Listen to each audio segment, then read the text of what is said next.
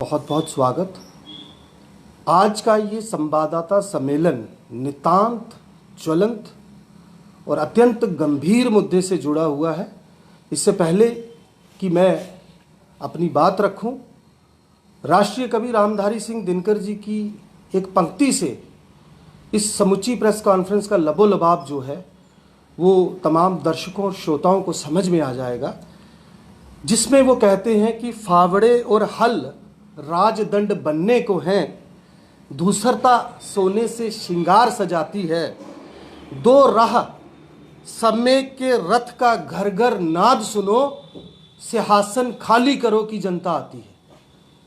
आज ठीक ऐसी ही परिस्थितियां समूचे देश में बनी हुई हैं। लोकतंत्र का मजाक बनाया जा रहा है।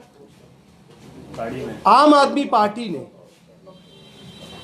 आज से समूचे देश में बतौर एक राष्ट्रीय स्तर की बड़ी सियासी जमात होने के नाते और जनता के प्रति अपने कर्तव्यों को ध्यान में रखते हुए ये तय किया है कि हम एक पोस्टर वार में मोदी सरकार के खिलाफ उतरेंगे, जिसका नारा मोदी हटाओ देश बचाओ होगा।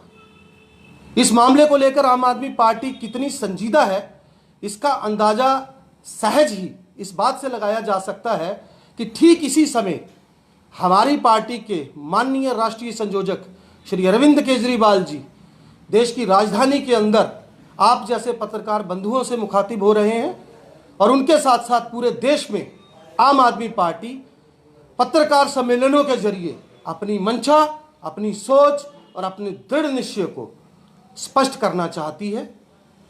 मैं आप सबको बताना चाहता हूं कि विगत काफी समय से ऐसी परिस्थितियां बन चुकी हैं कि आज एक आम आदमी को सोचने पर विवश होना पड़ता है कि वो वक्त जब ये देश गुलाम था और हमारे देश के शहीदों ने हंसते हंसते फांसी के फंदों को चूमा था, ये सोचकर कि हमारे देश में किसानों को इंसाफ मिलेगा, छोटे दुकानदारों को, व्यवसायियों को इंसाफ मिलेगा, छात्रों के साथ इंसाफ होगा, हर उस गरीब और बेजार आदमी के साथ न्याय होगा जो इस लोकतंत्र का हिस्सा है। लेकिन आज जिस तरीके के सूरत हवाल पूरे देश में बने हुए हैं और जिस तरीके से मोदी सरकार ने नितांत बेजा इस्तेमाल अपने क्षेत्राधिकार का करते हुए तमाम सरकारी एजेंसीज को दुरुपयोग में लाते हुए विपक्ष को दबाने और कुचलने का भरसक प्रयास किया है, उसके खिलाफ हम ये आवाज़ बुलंद करने जा रहे हैं। मैं आप तमाम पत्रकार बंधुओं को अवगत करवाना चाहता हूं कि इस संदर्भ में बीती शाम हमारे पार्टी के यूथ लीडर्स ने शहर में पोस्टर लगाने का प्रयास किया। इससे बड़ी विडंबना क्या होगी कि पुलिस ने इलीगली हमारे यूथ लीडर्स को डिटेन किया, उनके पोस्टर्स कब्जा लिए। मैं आपको आर्टिकल 21 का हवाला देकर यह बताना चाहता हूं, जिसमें protection of life and personal liberty का जिक्र है और इसी की एक क्लास 91A बताती है स्पीच एंड एक्सप्रेशन क्या होता है। इसमें बड़े साफ साफ शब्दों में लिखा है कि each and every citizen have a right to explicate their views and opinions freely, not only words from their mouth, but they could explain their views and opinions through pictures, writings, movies, banners, etc. etc.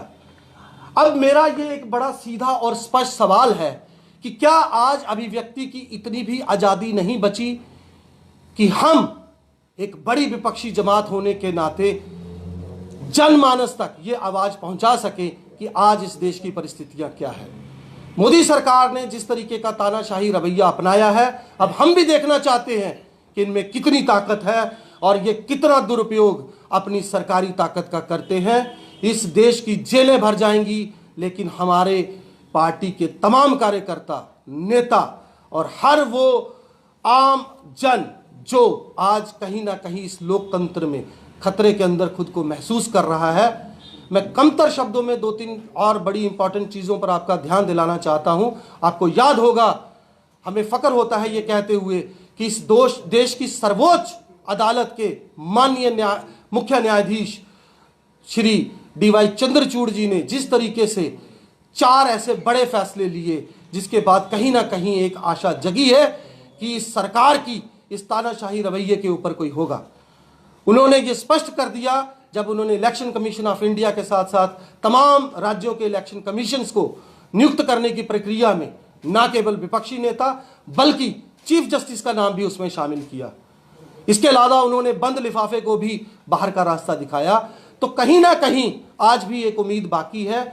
आज इस पत्रकार सम्मेलन के बाद से हम निरंतर विरोध प्रदर्शन पर उतरेंगे। हमारा नारा बड़ा स्पष्ट रहेगा, मोदी हटाओ देश बचाओ। और इस दौरान अगर किसी भी प्रकार की कोई जाति हमारे नेता या किसी कार्यकर्ता के साथ यहाँ की सरकारी एजेंसीज या लॉ अबाइडिंग एजेंसीज जिसमें पुलिस आती है खास तौर से करती है, तो उसका कड़ा और बड़ा भरसक किस्म का विरोध जो है वो हम करेंगे। और मैं उम्मीद करता हूँ कि आज वो समय आ गया है जब हमें इस देश के लोकतंत्र को बचाने के लिए एकजुट होना होगा, सबको एक साथ खड़े होना होगा और ये तय करना होगा कि इस देश का संविधान बड़ा है या इस देश की सरकार।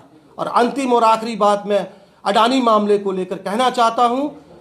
हमारे राष्ट्रीय और माननीय संयोजक श्री अरविंद केजरीवाल जी ने अभी हाल बड़े स्पष्ट शब्दों में, बड़े मुखर अंदाज में, बड़ी बेबाकी से, मैं कहना चाहूंगा बड़े बोल्ड स्टांस के साथ ये कह दिया है कि ये अडानी तो सिर्फ और सिर्फ एक चेहरा है।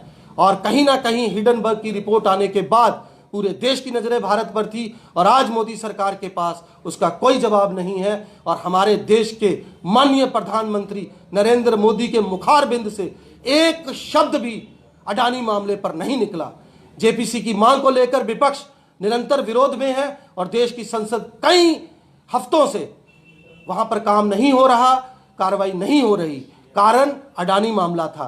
तो हम उम्मीद करते हैं कि हमारा ये प्रखर और मुखर विरोध प्रदर्शन मोदी सरकार को मजबूर कर देगा कि वो इस पूरे मामले में अपनी स्थिति स्पष्ट करे और गले तक भ्रष्टाचार में डूबी ये सरकार और इसका ये चेहरा, भयावह चेहरा जनता के सामने आए।